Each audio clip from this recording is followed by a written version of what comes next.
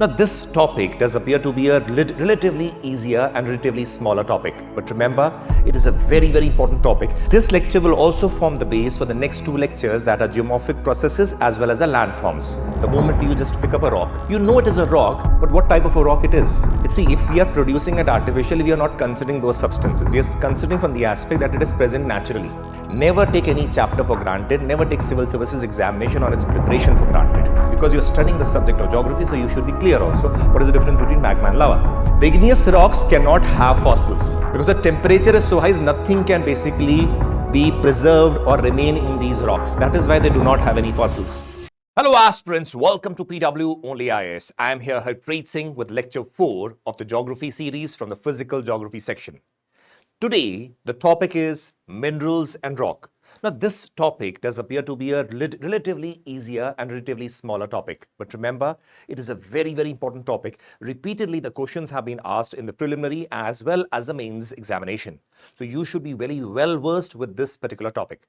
I presume that before we begin this particular topic, you would have revised or gone through the previous 3 lectures. Now, please remember the sequence and the manner in which I am proceeding. There are a lot of topics that you might not understand if you skip any lecture. So please follow the proper chronology.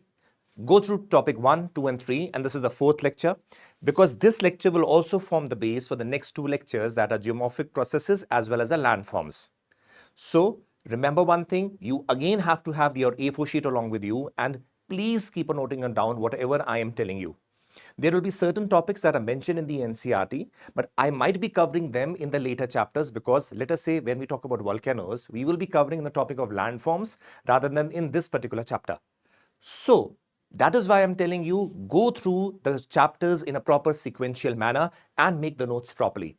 These notes will be more than sufficient for you to appear in the examination with a lot of confidence for the preliminary as well as the mains examination. So let us begin with the topic minerals and rocks. Let's begin. So students, please remember, this is the QR code which is basically representing the Telegram group where you can basically join it and you can get the PDF of this particular chapter along with a lot of information on other topics of geography, anthropology optional, society and civil services preparation in general. Let's begin with the topic. Rocks. Now, the most important thing, whenever you go out on the field, let us say, or you are walking on the road nearby, you'll be seeing certain rocks being present. The moment you just pick up a rock, you know it is a rock, but what type of a rock it is? If you know that, that is even more helpful for your analysis. Now, the most common thing is you might be coming across rocks which are of different colors, different types, different sizes, obviously. Now, this topic, that is why, is not only simply important for your studies for civil services, but also as a person who is living in this particular world. So, the topic of rocks that is why very, very important. Now, let's see. When I talk about rock, a rock is a naturally occurring solid aggregate of minerals or mineral-like matter that forms the earth crust. Now, when I talk about the word, please understand one by one. A rock is a naturally occurring. Now, this is something that is present in the nature. Now, this is, see, if we are producing it artificially, we are not considering those substances. We are considering from the aspect that it is present naturally, right? So, the word naturally has come. Solid aggregate. When I use the word aggregate, what do you mean by that? That means it is a combination of a lot of things. That means a lot of minerals might be present. So that means when I talk about aggregation or aggregate, that means a lot of things are present inside that. That is why if you see various minerals are present or mineral-like matter might form, that is why they are present in the earth's crust. Right? Because if you say, so why earth crust, can't they be inside? Please remember, if you go inside the mantle, obviously, it is in a plastic state. For it to be a rock, obviously, there has to be some solidification that takes place in the crust. That is why we have mentioned forms the earth crust.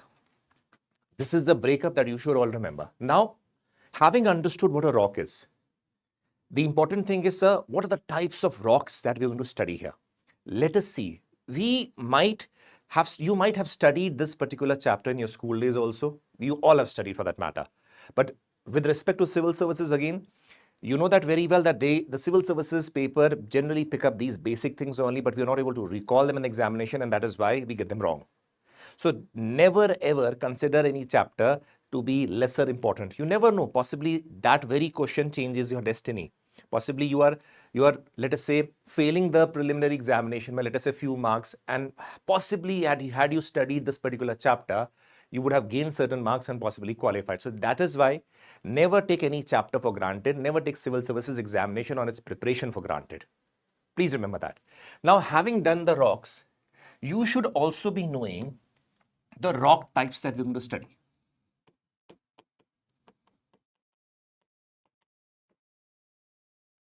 Now, when I say rock types, please remember, there are three broad categories under which we study them.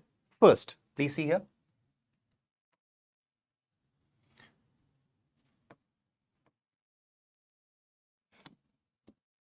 First, I will put it as igneous rocks.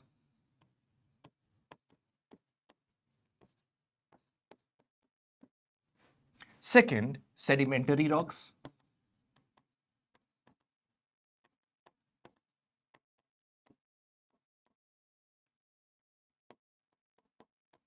Third, metamorphic rocks.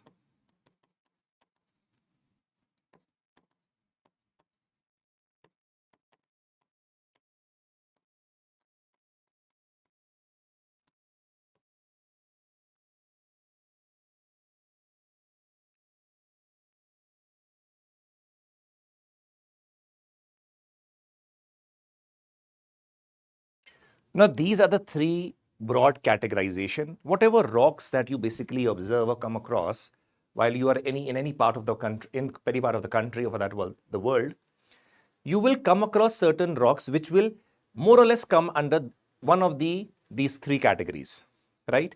That is why analysis of these things become important. Again, every single thing that has been put over here is handmade, handwritten, hand-drawn. So this is very easy for you to comprehend also and make these diagrams which I'm going to show you in your notebooks and your notes also. Let's begin. So let's begin with the igneous rocks. The moment I use the word igneous, the thing will come into your mind, what does this word igneous basically mean? So here is the answer. When I talk about igneous, it is derived from a Latin word which means ignis. Now, do not confuse this word igneous with a Maruti Suzuki car. Yes, now you realize that whenever you see the labeling of the cars also, they generally tend to use those Latinish words to make it more attractive. So now you know when you buy that small little car of Maruti Suzuki, ignis, the meaning is fire. Right? So the meaning is fire. Igneous rock is derived from a Latin word ignis, which means fire. Why? Please remember these. These rocks which we're going to deal with, igneous rock, is an outcome of what? When the magma comes out in the form of lava, it solidifies. Whether it is inside or outside the crust, that is a different scenario we'll study, but associated with fire. That is why it is basically called as igneous rocks. Fire, not in the direct sense that there is fire, but because when you talk about magma or lava, the temperature is so high, that is why you see what? It is basically a representation of fire in an indirect manner, right? So, igneous rocks are formed due to, now the thing comes that when there is magmatic outpour, please remember you should also understand the difference between magma and lava. Let's see this for a minute. Supposingly this is this earth crust, right? And there is, let us say, some magmatic output that is going to come. That means lava, let us say, from the mantle is coming, mantle portion. Now you see, this is also that liquid magma. Now, till the time it is inside the surface of the earth, it is known as magma.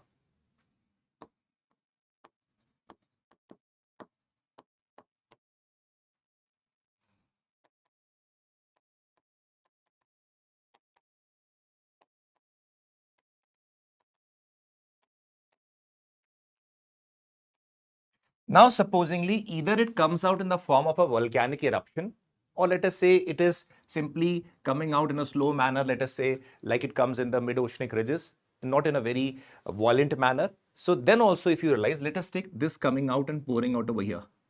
When it is outside the Earth's surface, this is known as lava.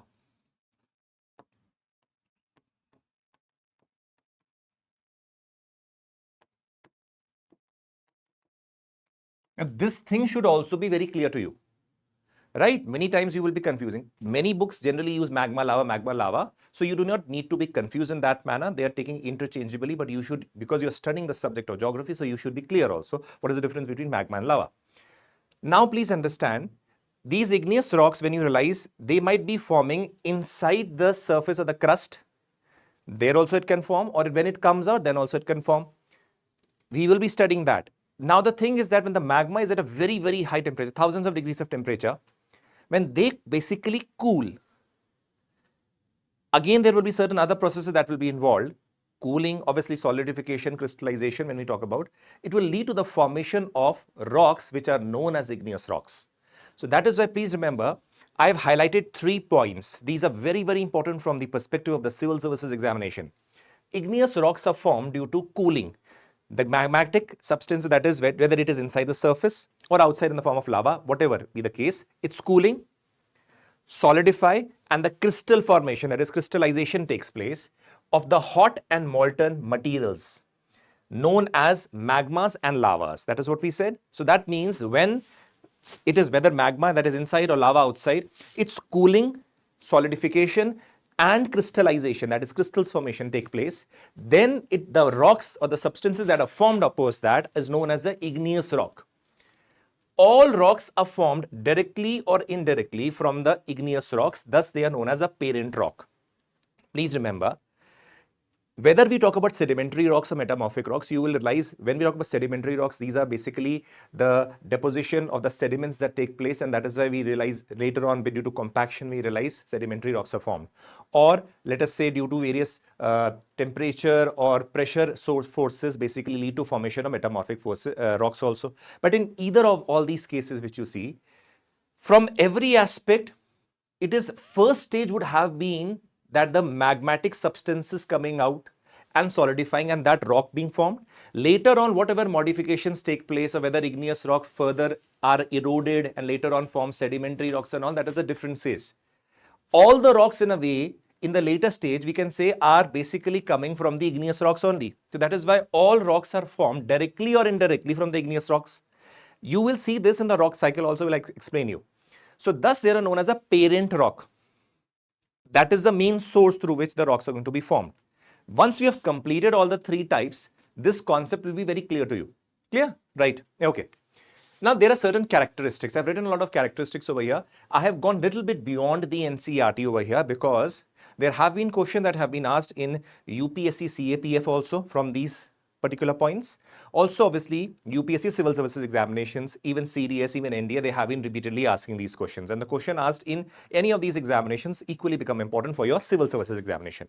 First, these are roughly hard rocks. Yes, absolutely, because when they come out, they solidify, they cool, and they crystallize. So they are very, very hard rocks. Exceptions are there, we'll see that. They are granular or crystalline rocks. They do not have strata. Unlike the sedimentary rocks, where you realize after one deposition of sedimentary layer, then is another deposition. So there are stratas there, are they present there? Layers are present. Over here, you do not see such layers because it is basically a solidification of what? Of the magmatic substances or the lava or lava related materials. That is why these do not have stratas like we see in the sedimentary rocks. So they do not have strata like the sedimentary rocks. Water is not able to easily percolate and thus less affected by the chemical erosion. Please understand that. Let me give you an example also. If you have seen Lord Ram's statue that was put at the Ram Mandir, you will see it was made up of black granitic substance.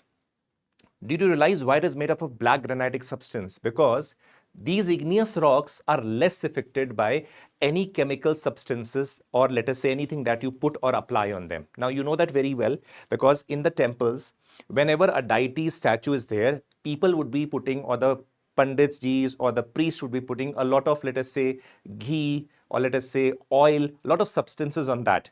Possibly had that been some other rock, what would have happened? It would have eroded or disintegrated.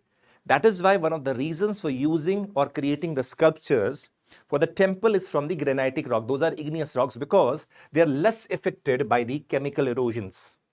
Right? Next. Igneous rocks do not contain fossils. Now just imagine one thing. Had there been some fossil lying also, the amount, when the magma comes out, it is in thousands of degree of temperatures. It would disintegrate everything that would possibly exist. So the igneous rocks cannot have fossils. Because the temperature is so high, nothing can basically be preserved or remain in these rocks. That is why they do not have any fossils. They are mostly associated with volcanic activities and thus called volcanic rocks. Obviously, you will see that volcanic eruptions, whether they are violent or whether they are quiet, these are associated with the volcanoes or volcanic activities. That is why igneous rocks are also known as the volcanic rocks. So these are the 6. Let us move ahead. Classification. Now please remember, every single word that is important here has been put in the yellow color. Now remember one thing, when you are revising,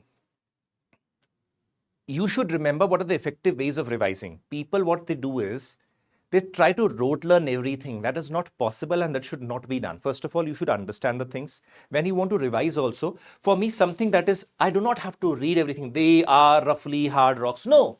I simply need to hard rocks, granular crystalline, do not have strata, less of chemical erosion, do not contain fossils. That is it. Why do I need to read something that is written in white over here? Why? Because these are not the keywords. The keywords are basically that I've highlighted here in the yellow color. Similarly, when you create your notes also, you should highlight the keywords. Once you remember the keywords, that is what the examiner is basically checking. They are not checking your vocabulary over here, this, that, were and was. They're basically checking whether you have written these keywords or not. So that is why please make sure that you revise. When you revise, you should be marking or highlighting your keywords properly so that you will be able to recall. Clear? Let's move ahead. Having done the definition, having done the word from which is derived, having done the characteristics, now let's come to the classification. Now please remember, the NCERT limits you to a great extent in this particular case. That is why I have basically expanded this. I had told you in the first lecture itself that NCERT, yes, gives you everything that is required, but they give you in very short or brief description. That thing needs to be expanded so that it meets the requirement for your preliminary as well as the mains examination, which I've done here. Now, if I want to classify, now please remember, certain rocks, igneous rocks, can be classified as acidic in nature or let us say basic in nature. Now, silica oxide, greater the amount of silica oxide present in the rock, igneous rock, greater will be their acidic nature. Lesser the percentage, lesser will be the acidic nature. So based on that, if I classify, this is a classification that has been given here. You won't believe that this particular question has been asked in the past 10 years twice or thrice in the UPSC CAPF examination. It has also been asked in the CDS examination. It had been asked in the civil services examination also, and now they can ask you as one of the statements when they are asking a question on the rocks. So you should be very well aware of these things. So when I say type, acidic type of igneous rock, it means that the percentage of silica dioxide is going to be greater than 66%. Example, granite, pegmatite. Now these are examples. Intermediate, if the percentage is from 52 to 66%, the example is diorite and andesite. Basic or mafic, please remember mafic itself means basic, right? Basic or mafic, that means lesser percentage of silica dioxide. So what do you see? 44% to 52%, that means basalt and gabbro. Basalt, you should remember, that is present in the Deccan Plateau region also. Ultra mafic, that is less than 44%, in that case pediorite and dunite. So this is basically the classification based on the SiO2, silica dioxide. So that means in a way some people mention silica only simply. Please remember, some books might simply mention silica.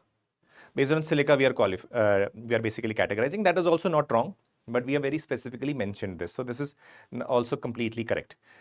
Please remember that these standard classification, please remember, many might be thinking that their books are mentioning something else or some other things. These have been taken from the standard books because please remember, there are a lot of old NCERTs also that have been referred, and other very standard books have also been referred along with your NCERT. So please follow this very carefully and with proper focus, and please note it down while you are listening to the lecture, right? So you have done with the classification based on silica dioxide. Now let's move ahead. Based on the texture, sometimes you will see the grains. See, let us say a rock is made up of grains which are very fine or which are very coarse in nature. Now that means that is basically referring to the texture. Now based on the texture, we are basically over here giving you the examples over here, right? Now see here. Based on texture, pegmatitic. Pegmatitic means extremely coarse grained. Example is pegmatite. Phenolitic, that means coarse grained, lesser than the pegmatic. Granite and gabbro. Porphyritic, that means mix. That means mixture of some fine grains as well as coarse grains. Over here, porphyritic basalt and porphyritic granite. Granular, that means medium grained is the texture. Cinerite and granulite. You might remember one of them because please remember, many will say, sir, how should we remember? This question has again been asked in the civil services examination, various examinations in fact, in CAPF also, NDA, CDS also, and in civil services also as one of the statements. Aphanetic, fine grain, that means a grain of to which the rock is basically made. Those are very fine in nature. Basalt and andesite. Felsitic, very fine. This example is felsite. Glassy, finest, obsidian. So this is again a classification. You can be asked that, let us say one of the statements in the civil services that obsidian basically refers to the finest among the igneous rocks based on texture. Now you will say obsidian, what it is igneous rock, or what? Many will be getting confused on that also. So you might it wrong. You know that I mentioned here obsidian. Glassy, it is the finest based on the texture. So this is again, you should be very, very well aware. If you have done this, it will be no problem for you. But if you avoid this, again, there will be a lot of issues. So please make sure that you do this properly and in a very systematic manner. Okay, let's move ahead. Third is the mode of origin. Now, please remember, mode of origin, there are two categorizations. One is the intrusive landforms, other are the extrusive landforms. Please remember, though the topic of various types of volcanoes can also come under this category when we talk about the extrusive landforms, but we will not be covering here because we will be covering the topic of landforms. That is after geomorphic, next chapter is geomorphic, and then we have the landforms we will be covering there. So I will be mentioning here, but please remember, that is why I'm telling you, go in a very sequential manner as I'm teaching you. Only then you will be able to understand a lot of concepts. If you miss any lecture in between, you will have certain problems in understanding. So mode of origin is intrusive and extrusive. Now let us say, what do you mean by intrusive or intrusive igneous rocks or landforms? Now see here, we know that very well. When the rising magmas during the volcanic activity does not reach the Earth's surface, rather they are cooled and solidified below the surface of the Earth, the resultant igneous rocks are intrusive igneous rocks. Now you'll say, so what do you mean does not reach the surface? Now let us take the example, go back again to this particular topic which we had done. Here, come here. Let us assume this is the surface. What did I mention over here? This is the surface, right? Now suppose you will be realizing that you see that this magma basically coming out. Now the lava is there. It might come out in a very, let us say, explosion manner. That is why you might have a lot of different categorization of material that are coming out, or they might be coming in a quiet manner, right? Now this is a surface, leave that. Under the surface, you can realize that there can be a lot of igneous rock depositions that can take place. Now let us say over here, let us say there's a crack over here within the crust, and this magma has gone inside this, right? There can be a possibility of, let us say, some body, there was a crack here, the magma basically went and deposited and cooled here.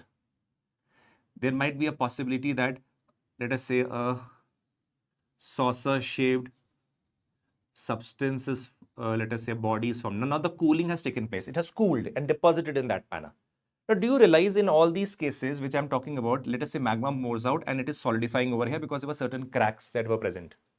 Now, all these bodies or igneous deposition that are taking place within the surface of the Earth, not outside. That is what is known as intrusive. Inside. Now, within the intrusive also you will be seeing that some can be inside but close to the surface, some can be very deep. There is also further classification which we are going to do. Within the intrusive also there can be categorization where the deposition, though taking place within the surface, is close to the surface, other can be very deep. But overall, when I talk about intrusive, it basically means that depositions of those magmatic substances and their solidification is basically taking place within the surface of the earth or inside, let us say inside the surface of the earth. Now see, let us come to this particular point. That is what he's saying. Intrusive rock basically means that the rising magma does not reach the earth's surface. It is not reaching the earth's surface. Rather, it is cooling and solidifying, and obviously crystallization, which I've told you, solidifying, crystallizing below the surface of the earth, and the resultant igneous rock is the intrusive igneous rocks, which we have just now explained you. I'll be giving you even a finer, further, better diagram also. Don't worry about that. This is again a handmade diagram. Coming back, these intrusive igneous rocks are further divided into two categories. First, plutonic. Now, plutonic basically refers to formed due to the cooling of the magma very deep inside the earth. Now, let us see, come back to this particular diagram. If there is a, let us say, solidification taking place very deep, that means a gap between the surface and where this particular body is very, very high. This will be known as plutonic. This will be known as plutonic. On the other hand, hyperbasal, this means formed due to the cooling and solidifying just beneath the earth's surface. That means that the deposition or solidification, better would be solidification, crystallization, cooling that is taking place again beneath the earth's surface, but not very deep. That is hyperbasal. If it is taking the depth is very high, that means that is plutonic within the intrusive. So these are two categorization under the intrusive. Now let us see a combined diagram over here, and you will understand the aspects. See here. See, this is the surface. Now please understand. Let me mark it so that you do not get confused over here. Let's see. Please remember, this boundary which I have made over here, this is what is a surface. Please understand this very, very, very, very well.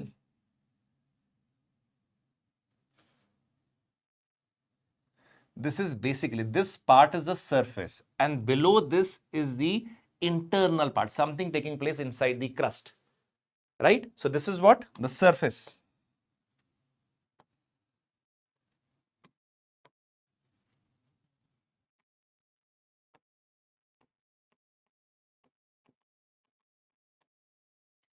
Leaving everything part over here, leave that. That is a concern that we'll do afterwards. Now let us see over here. There are a lot of labelings that I've done here, right? Explanation of every labeling is also done here. One by one, let us see each one of them. There's a word batholith that I've mentioned here, right? Now see, a large body of magmatic material that cools in deeper depth, and they are granitic bodies. Come here. This complete part, see here, this complete part.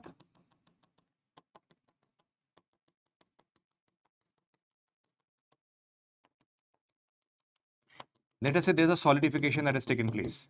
Now, this is a complete part that is known as a batholith. Deep inside, this from, if you go down, it is very deep in nature, right? So, can I put it in the category of plutonic? Yes, I can. So, these are the batholiths that are deep inside. These are very large bodies. These are granitic in nature. That is what has been mentioned here. A large magmatic material that cools in deeper depth, and these are granitic bodies. First, done. Next point, laccolith. Please remember, I've covered all of these, whatever is mentioned in your NCERT, even beyond that. So please note this very carefully, because this is one topic where repeatedly people get confused between topics like what is laccolith, what is lapolith. They have been asked repeatedly in the civil services and other examinations, particularly the PCS. Whatever I'm doing here, PCS, so they will not even twist the question. Also, they'll straight away ask you whatever I'm teaching here. In UPSC, obviously, all of these things are used, but along with it, your analytical skill also become important, how you analyze, because multiple statements are there. Now, laccoliths over here, please see, laccoliths. Now, these are large dome-shaped intrusive bodies with a level base and connected by a pipe like a conduit from below. See here. Can you see this particular body? See here, this is, let us say, earlier on, let us say when this magmatic substances were coming up, this is a pipe through which it was connected, and this is particular body that is formed here, that is laccolith, right? Right? Now see here, it is a large dome. The important thing over here is the dome shaped. If you miss this, that will be a problematic thing. See, the largest body over here which you can find is batholith. Nothing over here can you see can be as large as batholith. So if you are asked also the largest intrusive body in a way over here is batholith. After batholith, obviously the shapes can be small or large, but among them also if you see, laccoliths are generally large in size. Obviously nothing in comparison to the batholith. So these are dome shaped, right? This is a dome. When you see something, when you go to some places where domes, monuments, when you visit there, these are the domes that are present here. So this is a dome shaped. This is the most important characteristic. Clear? Right? Okay. So laccoliths are dome shaped and they're connected by a pipe, which you have seen here. Now comes another thing that students get confused. Lopolith. Lopolith. These are saucer shaped. Now please tell me, if you see a saucer, obviously it is going to be an inverse of a dome. Let us say if you're having food or a khichdi, can I represent it in this way? This is a, let us say, a saucer where food will be poured. So can I say it is inverse of dome? Yes, it is. So it is a saucer shaped. Now concave igneous body. Now most important word is saucer. Now see here. Can you see this is a saucer shaped body here? This is lopolith. So laccolith and lopolith are very confusing in nature, but how you're going to remember it, please remember.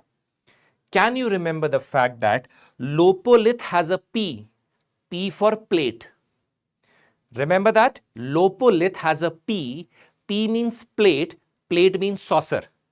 For in case something that is remaining that is locolith, that means you can put it as a dome shaped.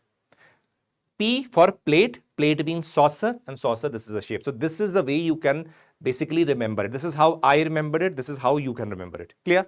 Okay. Next comes sill or sheet. Now see here. These are near horizontal bodies. Again, the important word is horizontal bodies.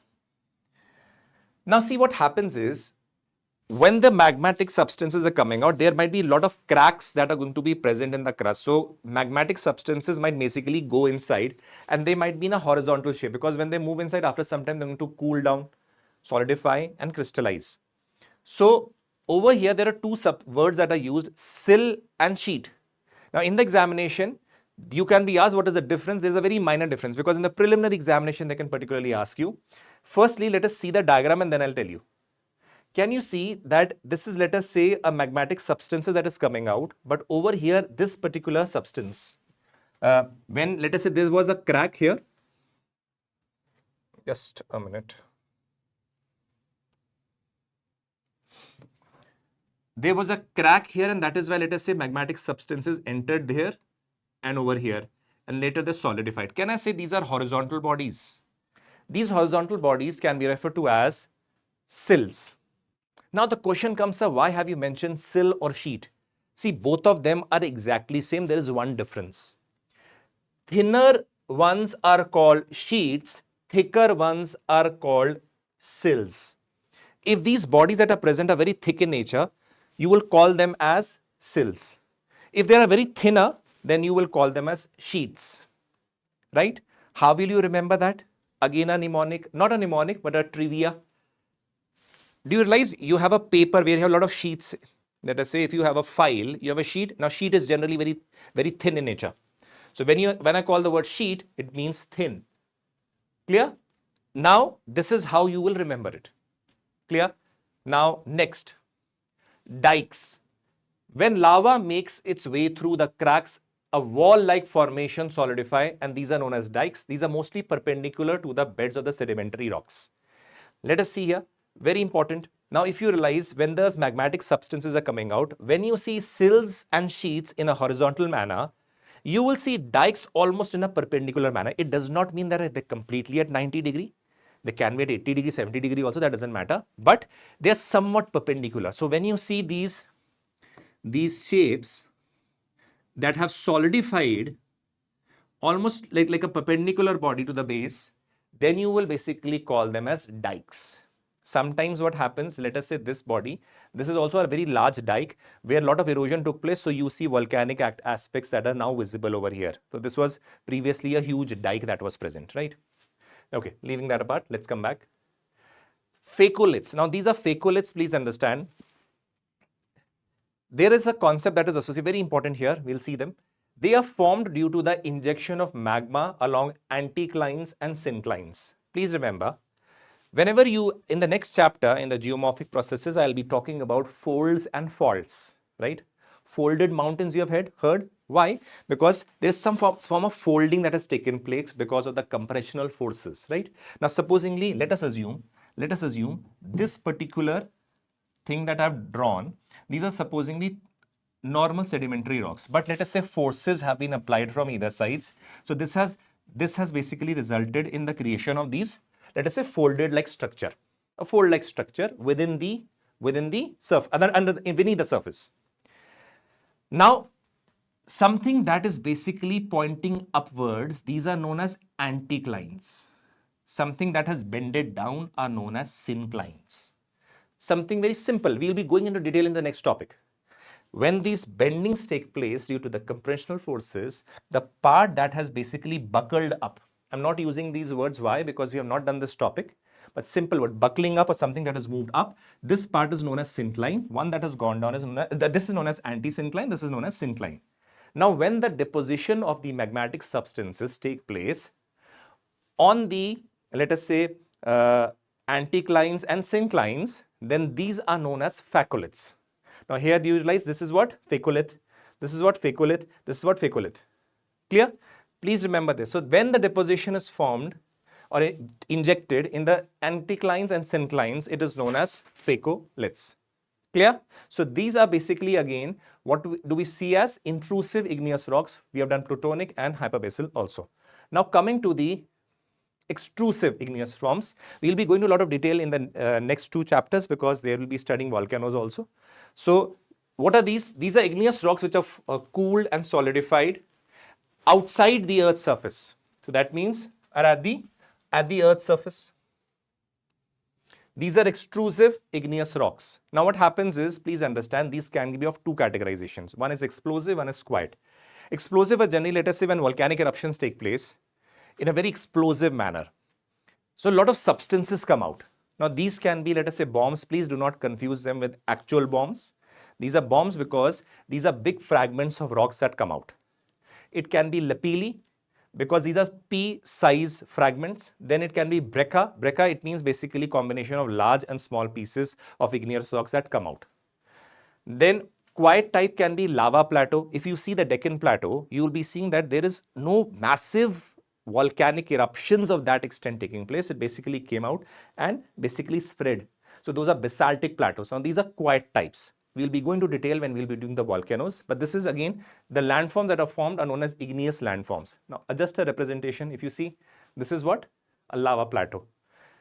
Do you see the volcano? This is again a landform that is created. This is what, again, though this is a dike, due to erosion it is visible. So we will be categorizing these things when we will be doing the chapter of volcanoes.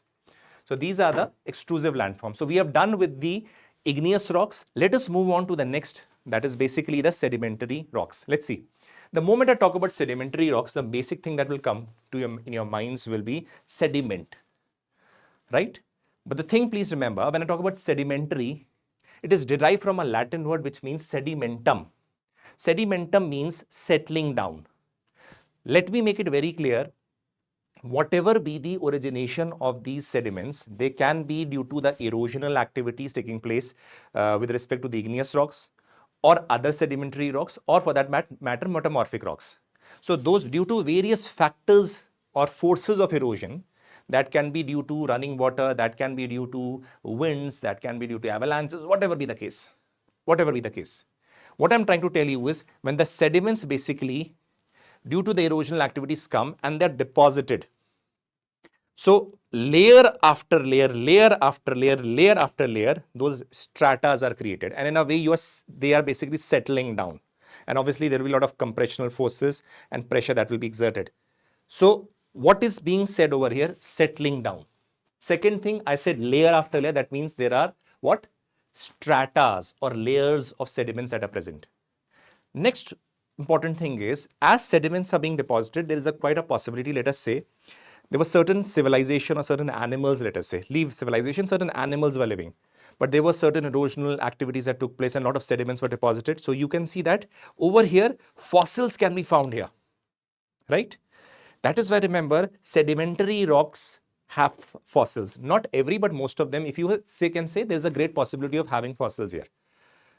That is why if you see sedimentary basins, when we talk about, we are generally associated with regions where you can find oil also, natural gases also, a lot of substances, right? Why? Because let us say thousands and thousands of millions of years, let us say a lot of organic matter was deposited that was later due to pressure and all converted into those oil substances which are being used in today's time.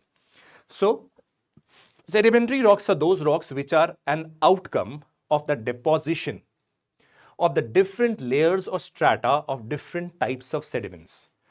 Because see, erosion activities are happening at a continuous pace of what? The various other rocks that are present where the erosion is taking place. Now, where the erosion is taking place, that rock might be igneous, that might be sedimentary, that might be metamorphic. The sediments are coming that are being deposited. That is why you realize these sediments are made up of so many minerals. So many minerals that are present, right? So these are sedimentary rocks. Now let us see the characteristics. Now see, sedimentary rocks are formed of sediments derived from older rocks, plants, animal remains. So again, formed of sediments is a key word here. They have fossil remains. It does not mean that if there is a sedimentary rock, there has to be a fossil. It does not mean that. That means the sedimentary rock can have fossils, unlike the igneous rocks, where the fossils are not present. Why? Because it is an outcome of the magma that has come out. Even if certain fossil remains were present outside on the surface also, because of the magmatic, the temperature, everything will be destroyed. Nothing will remain. Nothing will remain. That is why we say that the igneous rocks are not associated with any fossil, but sedimentary rocks are associated with fossils. Sedimentary rocks are formed over the largest area of the globe. If you see the total area with respect to the coverage with which type of rock, sedimentary rocks occupy 75% of it. That is a maximum. Next, layers of sediments rock are seldom found in the original or horizontal manner. So that means where, please understand, the sediments which might be derived from substances that might, of rocks that might be placed thousands of kilometers away. So that is why where you find the sedimentary rocks, the sediments which have been inside that rock are not necessarily from the same place. Supposingly, if you see that there are certain sediments being deposited, let us say thousands of kilometers away due to, let us say, running water, but the erosion where it is taking place might be thousands of kilometers away. So the deposition where the sedimentary rocks are forming does not mean that the sediments were found close by. So there are very less chance of that, right? And the deposition that takes place is not necessarily in a horizontal manner. It might be in inclined manners also. Later on, you realize there are a lot of folding and faulting activities that take place, which we will be seeing in the next chapter. Because of that also, you will realize that it is not necessary that they are present in a horizontal manner. They might be present, those stratas or layers might be present in various directions also. This way, this way, this way, a lot of ways. Most of the sedimentary rocks are permeable and porous, because again, they are made up of sediments which have been, let us say, packed together. So there are pores, so that means water and various chemicals can even percolate inside it. That is why erosional activities are relatively easier when you compare it with the igneous rocks. Next, connecting planes between the two consecutive beds of layer of sedimentary rock is known as a bedding plane. Now, please remember this very, very carefully. Let us assume this.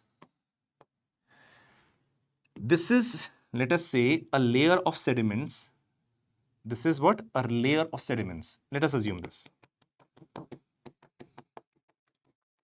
This was deposited due to the erosion that took place. Later on, you realize then there were different types of further sediments because of the different nature of the rocks or the sediments that were created from the source or present at the source. That is why new or different type of, let us say, material or minerals that are present are now being deposited. Now let us see. You can take it from example. Let us say when the erosion was taking place earlier on, this was a substance that was being eroded by a river. So the sediments that came up came here were deposited. Now let us say below that was different kind of rock. Let us say igneous rock. So by the time this upper part is eroded, then what will happen? The river will start eroding this particular rock. So the substances or the minerals that will be coming from this particular rock, so this will be deposited over this.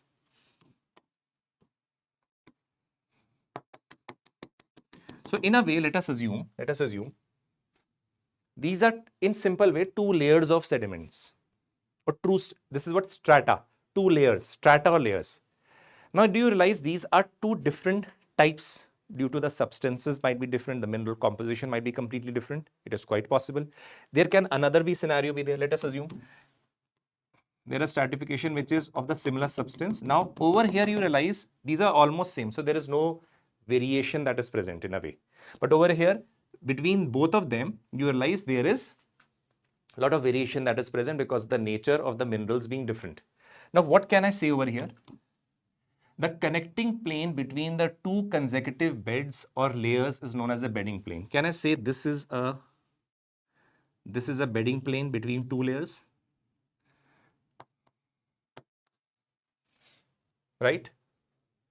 Can these 2 layers, can I call this as a bedding plane? Yes, I can. Though they are a similar type, but this can be a bedding plane. So what is bedding plane? The connecting plane. This is a connecting plane between 2 consecutive beds or layer of sedimentary rocks. This is known as a bedding plane. First. Second, uniformity of 2 beds along a bedding plane is known as a conformity. Do you realize there is uniformity across this bedding plane? Both of them are of a similar sediment, similar type. So there is a uniformity that is existing. So can I say these, because there is uniformity between these 2 bedding plane, can I call this as conformity? See, uniformity of the 2 beds along the bedding plane is known as a conformity. It can be because of various arrangement, minerals, whatever be the case. Over here, let us say the similar type of material or minerals are present. That is why you can say there is conformity or uniformity. Now, when you compare it with these 2, do you realize that these 2 are different because the mineral composition is completely different? There can be various other reasons also, but it can also be one of the reasons. So can I call there is lack of conformity, or can I say unconformity?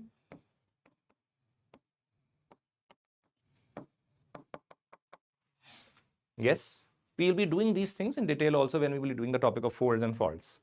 So this is what is being mentioned: conformity, unconformity, bedding plane. These are the things that you should be aware of, right? Okay, let's move ahead. Classification. Now, there are a lot of classifications which I have mentioned over here. I have mentioned even the process also in detail. See, over here, you do not have to go into a lot of detail over here. The questions are generally asked that whether these are mechanically formed, these are chemically formed, or whether it is organically formed. These can be the questions, and these have been asked in the civil services also. So you should know under which category these things basically come. Classification of sedimentary rocks based on the nature of sediments. Now, these nature of sediments means that they are formed because of the mechanically formed. That means there is mechanical erosion, physical erosion that is taking place. Sandstone, conglomerates, clay rock, shales, and loess. Loess again are because of the fine sediments that are formed due to what? The wind erosion. We'll be doing in the next chapter regarding all these things. So mechanically formed or clastic rocks due to mechanical forces, that means sandstone, conglomerates, clay, rock, shales, and loess come under the mechanically formed. Chemically formed, that means certain sedimentary rocks where chemical reactions basically are involved. So that is where gypsum and salt rock become important as an example. Organically formed, over here limestone, dolomite, coal, and peat becomes important. So you should be please noting in them as examples of these further categories. When we come to the next classification on the basis of the transporting agents, that means what has been the transporting agent. So based on that, I am classifying. Let us assume aqueous rock or argillaceous. That means these aqueous means something related to water, right? So marine rocks, lacustrine rock, and riverine rocks. That means marine rocks that are found close to the oceans and seas, lacustrine rock around lakes, and the other being riverine rocks means around the river regions. Aeolian, basically due to the wind erosion. So over here, loess is example. Glacial sedimentary, trills and moraines, which we'll be doing in the next chapter with respect to deposition also. where these are basically associated with the depositions associated with glaciers. So these are tills and morainic deposits. Tills, you will remember that we had already done when we were doing the continental drift theory. We had briefly mentioned about it. So these are the two classifications. Let's move ahead. Now, this particular 4 terms that I have used are very important with respect to the sedimentary rock formation. These have not been used in a detailed manner in your NCERT, but these are the standard format which you should know. These words which I have used are very, very important, so please note them down, because again in the NCERT there has been a brief explanation of some of the words. They have not explained in proper detail what is diagenesis, they have not explained what is lithification. So over here you should be knowing them very well. First, please remember, whenever a sedimentary rock formation is visible, it has undergone a lot of processes, right? It has undergone a lot of processes. First being weathering, second being sedimentation, third being diagenesis, and fourth being lithification. We'll be covering what all these things basically are. Weathering topic, please remember, we will be going in the next chapter. In fact, in a lot of details. Over here, it is not required because we are doing the topic of rocks. Weathering basically means, what does it mean? Basically, it means a breakdown of the rocks or at or near the Earth's surface into smaller particles. That is what weathering is. It means breaking down into further substance or simpler substances due to physical, chemical, and biological processes or weathering that is taking place. So these weathering can be physical, biological, or chemical, and it produces what? Sediments. So because when whatever rocks are present, due to the erosional activities or weathering activities, due to the physical forces, chemical forces, or biological forces, what does it lead to? It leads to formation of finer particles. That means sediments. So weathering is this first process for the formation of finally the sedimentary rocks. We have done weathering in brief. Now comes sedimentation. Now please remember, when I talk about sedimentation, the processes where the weathered material are transported and deposited. Please remember, first step was production of sediments. Sedimentation involves transportation and deposition of those sediments.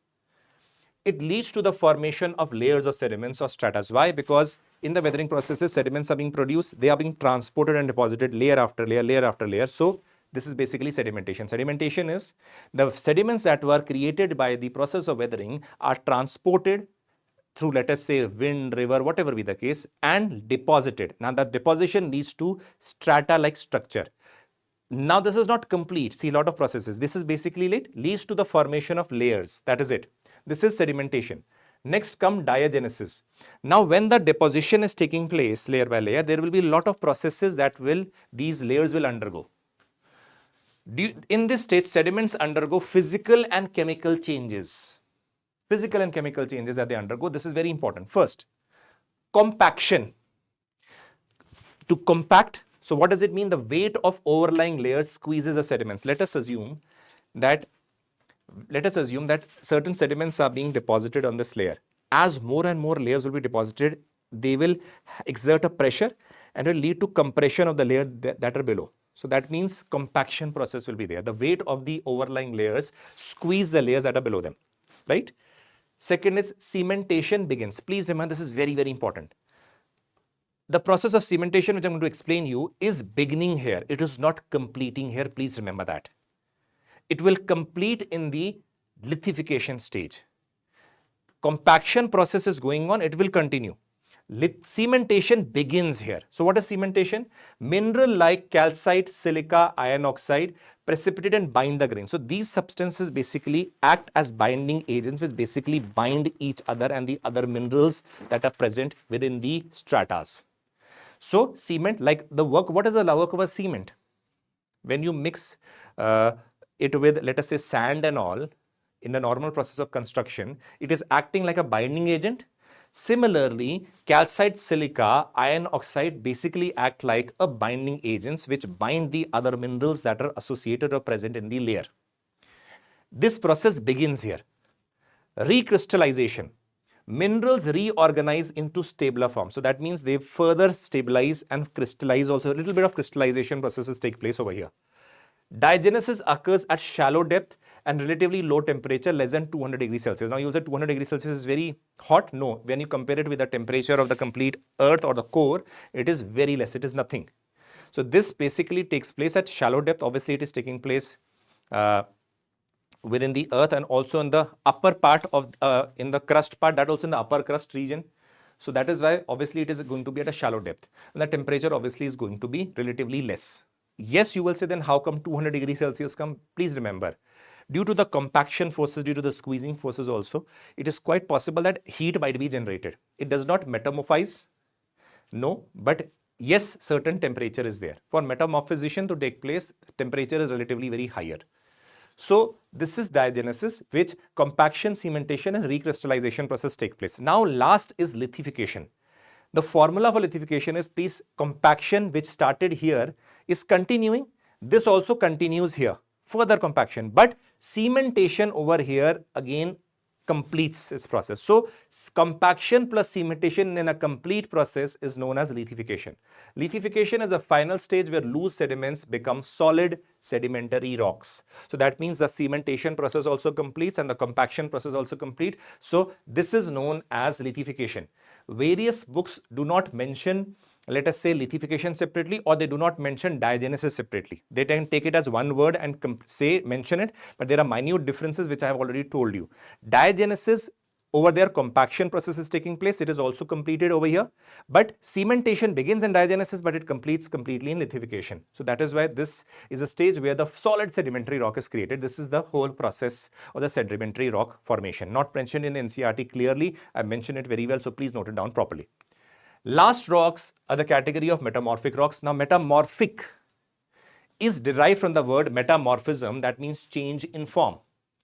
Now you know that very well, please understand, metamorphic rocks are basically those rocks which are formed because certain pressure or temperature, certain changes take place of a greater degree, where the previous rock might be an igneous rock, sedimentary rock, or even a metamorphic rock, because of which a temperature or pressure is exerted, it might change its form, its nature.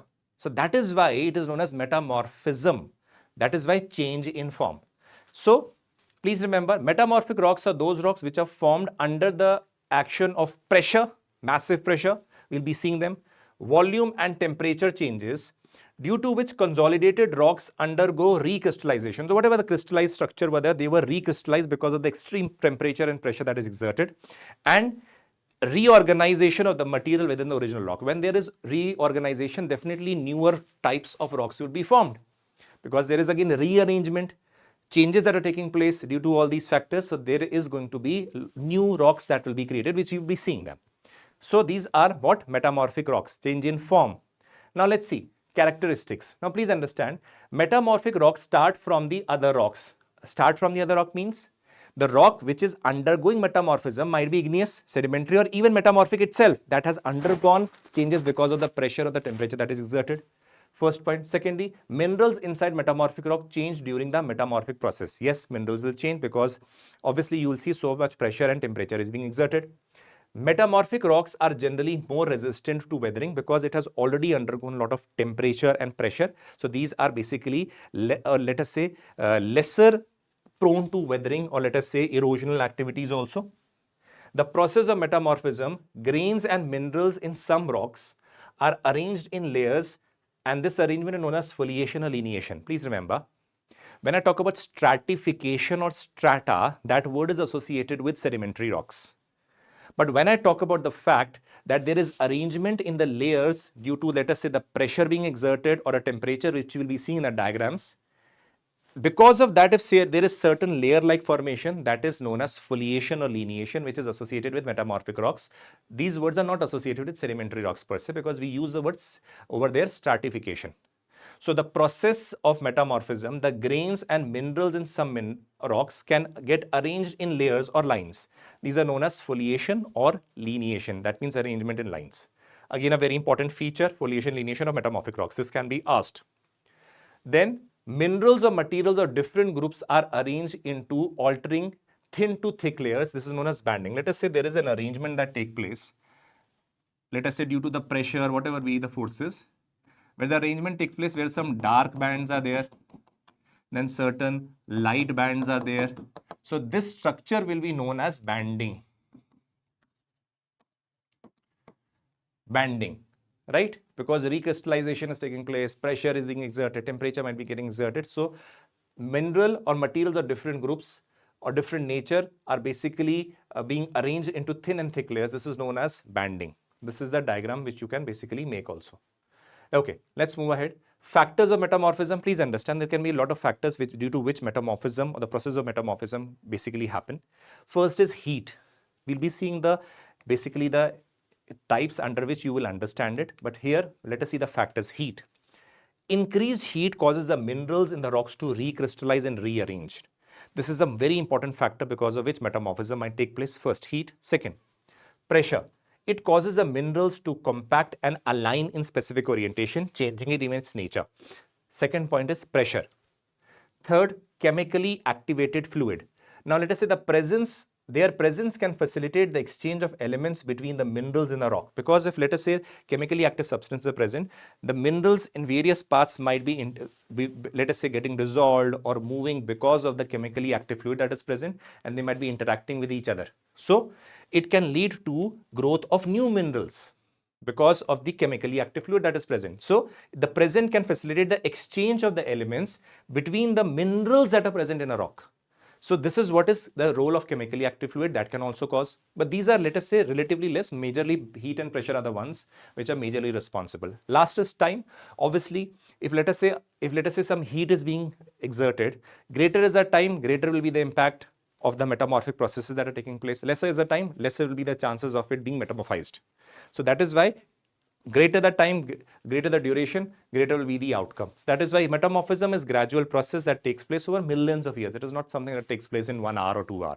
It takes millions of years. So these 4 factors are the ones which are responsible for the metamorphism process to take place, right? Last over here, types of metamorphism. When I talk about types of metamorphism, first is contact metamorphism. Second is regional metamorphism. Now please see, when I talk about contact metamorphism, it is basically localized in nature, present in a small area, small region.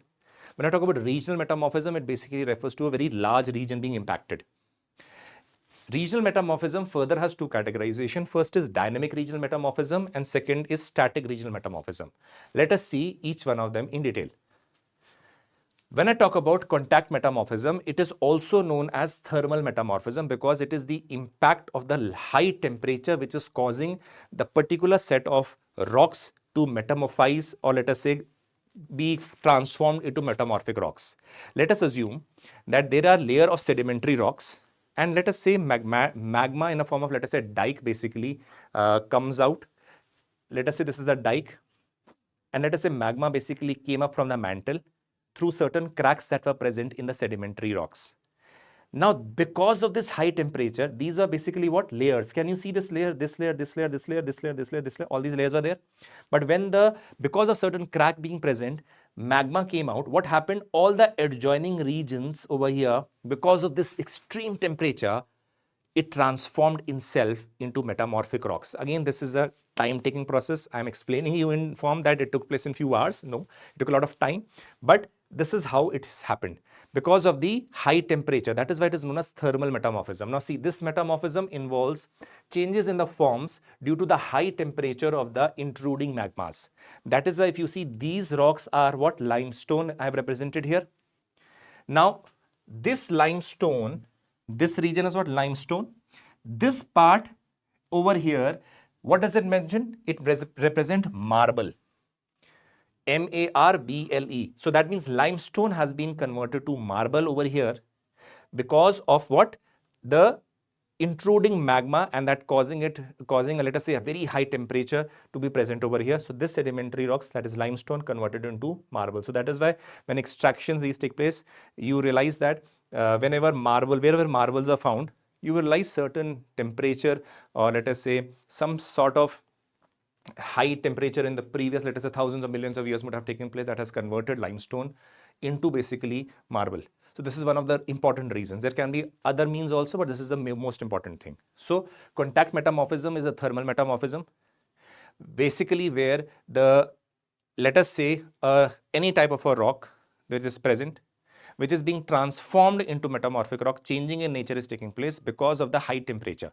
Over here, we are seeing the intruding magma, which is causing, let us say, the example over here is limestone, that is sedimentary rock, which is being transformed. This part is being transformed into what? Marble. That is what? Metamorphic in nature because of this intruding what? Magma that is now being represented in the form of a dike. This is contact metamorphism. Now comes regional metamorphism. I had mentioned you regional metamorphism basically covers a larger area. When I talk about contact, it is limited to a very small area, localized area. So that is why please you can mention localized. Localized. Over here, the rocks were altered in their forms in an extensive area. That is why please remember the extensive area becomes very, very important. Large area. Over here, the role of pressure becomes important. There can be role of temperature. Yes, it is. We are not denying that. But the role of pressure is most important in the regional metamorphism. Regional metamorphism is a characteristic feature of the mountainous areas. Why? When you see, let us say, plate tectonic movements taking place and all, a lot of pressure is being exerted. Let us assume that there is a plate which is more denser, it is subducting beneath a lesser denser plate. So there will be a lot of pressure that will be exerted, right? So you will be realizing that pressure over here in regional metamorphism takes place as a dominating role. And that is why these formation or these structures where pressure is involved, you will say larger extensive areas are involved rather than simply the case of a contact metamorphism where the surrounding region is converted into another form because of the intruding magma or a higher temperature. So that is why regional metamorphism is a larger scale event. Now this can be of two types we had already studied in the diagram, dynamic or static. When I talk about a dynamic, please see, I'm given an example also over here. Supposingly, there are certain forces being exerted from the direction. Let us say mountain building process is going on. Well, let us say one plate is coming, another plate is joining. Let us say whatever be the case. Because of those, let us say this sedimentary rock basically buckles down, buckles in this manner. So what do you see? The rock are metamorphized due to the compressive forces. Compression is taking place. That is where this is transforming into this manner. And the resultant high pressure caused by the convergent horizontal movement. So that means there's a lot of pressure being exerted. So what is here? Can I say compressional forces?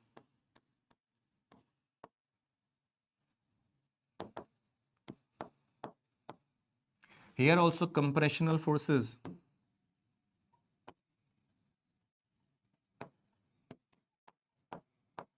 Now this compressional force is exerting a lot of pressure on this particular part. Due to this extreme pressure, this is not normal pressure, this is extreme pressure. This extreme pressure basically transforms this particular part which I have marked in red into a metamorphic rock. Example, now you'll say, sir, okay, give us example of this. Yes, there are a lot of examples. See here. Granite because of this dynamic metamorphism can transform into mylonite. Shale due to metamorphism can convert to pyelonite. Basalt on metamorphism can convert to mylonitic basalt. These are three examples that I mentioned here because of the dynamic regional metamorphism. Second part, static regional metamorphism. Static over here is, let us say, certain depositions are taking place, and over there repeated deposition is taking place. So a lot of layers are formed.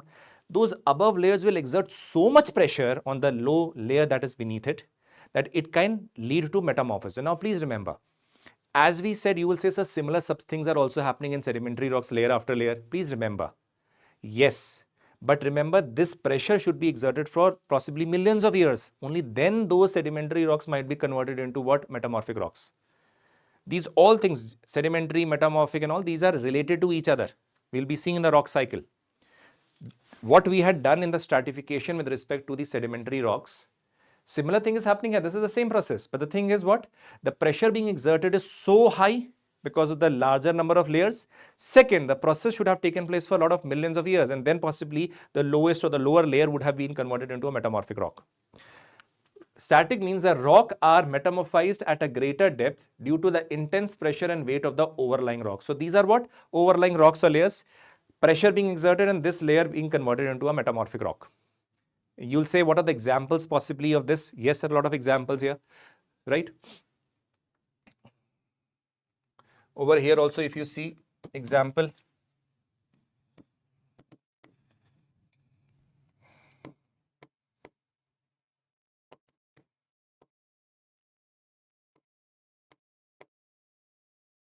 Now, please see, there is quite a possibility, let us say a granitic substance is present. When you see over here, similarly over here also, please remember, if let us say a granitic layer is here, it can also, due to lot of pressure being exerted, can convert into malonite. It can convert. So please remember this. Again, it becomes very important that due to extreme pressure, now this pressure, please remember, is not less. Over here, as you saw, the pressure is very high. Similarly, over here also, the pressure is extremely high. So granitic to malonitic conversion can also take place. So in this particular case also. Let's see the rock cycle. Rock cycle basically tells you the process in which one rock form is converting or type is converting into another. Now, if you see, let us assume the surface of the earth, let us say complete earth, in everywhere volcanic eruptions take place. Obviously, what will happen? There you will see whatever the sedimentary rocks are present, that will also be covered with magmatic rocks mixture. They will be mixed within the magma and all. All these things will take place. So it is quite possible that the conversions between the various rock forms will take place. Now, let us say igneous rock is depositing. Igneous rocks might be, let us say, eroded by the forces of weathering and erosion, and they will, let us say, eroded, and they will form into sediments and form sedimentary rocks. Now, sedimentary rocks can later on, what will happen? Convert into metamorphic rocks due to pressure and the heat. Similarly, igneous rocks that are present, when we saw the example of granite, they can also, because of the pressure, be converted into metamorphic rocks. So you can see in a way that various rocks or types which are present here can convert to each other through various processes.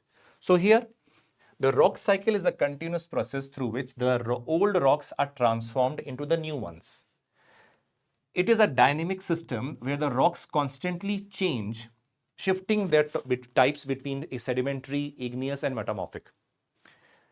Let us see through a diagram over here. Let us see, this is igneous rock, this is sedimentary, this is sediment, this is sedimentary rock, this is metamorphic rock, this is magma. Now, if you see, let us say there is magmatic eruption taking place and magma is coming out. Now, magma on cooling will form igneous rocks. Clear? This igneous rock, if melts, will again form magma. Clear? Now, let us see. These igneous rocks, if undergo weathering and lithification, will form again sediments, and later on this on compaction, cementation will form sedimentary rocks. That means igneous rocks through weathering, lithification, and that lithification will involve obviously compaction, cementation will form what? Sedimentary rocks. Now see, these sedimentary rocks, because of heat and pressure, can form metamorphic rocks. Now these metamorphic rocks can be formed from the igneous rocks also because of heat and pressure. Now these metamorphic rocks can further, because of weathering and lithification, form sediments, and these can again form sedimentary rocks. Similarly, sedimentary rocks can further themselves undergo weathering and lithification and form sediments. So are you seeing this whole cycle is related to each other? Sedimentary rock, metamorphic rock, igneous rock, melting of any of them will lead to formation of again magmatic substances and their mixture. So all these things are representing the rock cycle and how basically one form is converting into another based on the conditions that are present there. Clear? So this was basically the topic from the chapter of rocks. Very important chapter. We will be coming with the next chapter, that is geomorphic processes, and then after that we will be coming with the topic of landforms. Again, the two very important topics for this particular week, and by that time you will be completing with your geomorphological part of the UPSC syllabus. As we had promised you, what PW stands for, what Alak sir's vision stands for, he had guaranteed all of you that along with the various batches that are going on, you will be taught free of cost on the YouTube channel, and that is what we are doing right now. Why are we putting so much effort? This is a cause for which we are doing this. This is a mission of Physics Fella, where along with the batches, we had guaranteed you, Alak sir had guaranteed you that you will be taught free of cost also on the YouTube channels. And that is why we are doing. If somebody who is serious enough to listen to these lectures, who's serious enough to basically note them, revise them, I'm telling you, you will be able to do very good in your examinations, prelims and mains, provided you are there to study. This is what Alak sir's vision has been. This is what we are carrying for that vision in every lecture that we teach. Not only me, also the other teachers and faculties. So make the best use of these lectures. We are there for you to answer your queries. In my every lecture, whatever queries you basically put in the comment section, whatever things you like, whether you like the lecture, you want something new, whatever comment that you mention in the comment section, I answer each and every comment. You would have seen in the previous lectures also.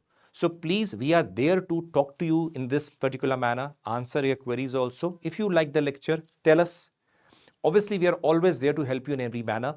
Make sure that you study really hard. Make sure that you use these lectures very properly. And these lectures can be itself the cause for you being successful and being a civil servant. So please make the best use of it. If you liked the lecture, you can definitely tell us in the comment section. We also get motivated and definitely put a lot of effort as per your demands and understandings. God bless, take care, and Jai Hind. Let us meet in the next lecture. Bye.